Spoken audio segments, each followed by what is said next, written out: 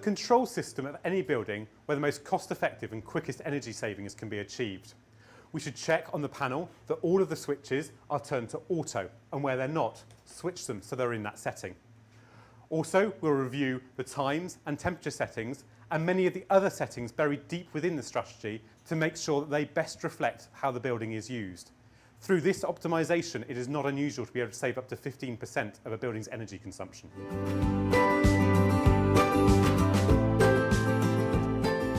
A significant area of energy wastage within a boiler room can be the exposed hot pipework.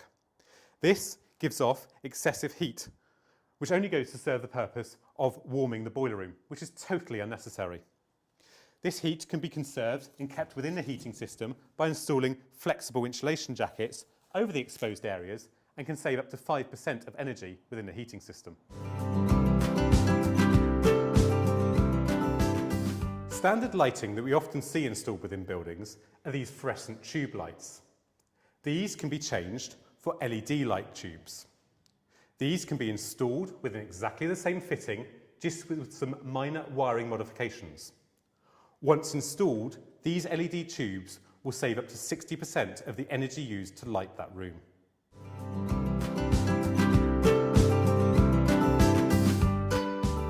It is not unusual to find appliances left on unnecessarily in buildings out of hours.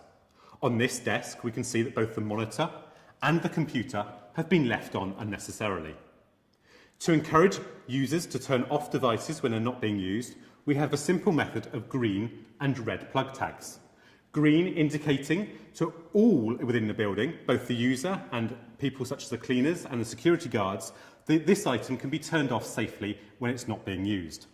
These devices plug in through the plug sockets, show the user what the item is, and green indicating to all that this item can be turned off safely when it's not being used.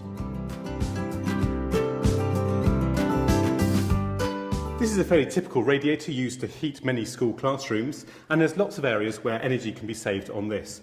You'll note that this radiator has been fitted with a thermostatic radiator valve. This is currently set to a midpoint, which is very good. However, for many radiators, we find they're often turned up to a maximum setting, which effectively means that the radiator valve is not doing its job in terms of controlling the energy going into the radiator and the heat within the room. So by turning it back to a midpoint, we will save energy quite quickly and easily. If a thermostatic radiator valve hasn't been fitted, then one can easily be retrofitted to existing radiators, either on the top or to the bottom, and again, turn to the midpoint. Another area where we can save energy with radiators is by putting a reflective panel behind it so that the heat is reflected more into the room and less into the cold wall behind. Following the on-site energy audit, you'll be provided with a complete report that details out all of our findings. This report is split up into several important sections.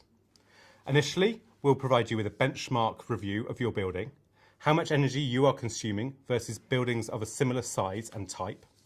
We will then detail out all of our energy recommendations that are specific to you and your site and how you use your building.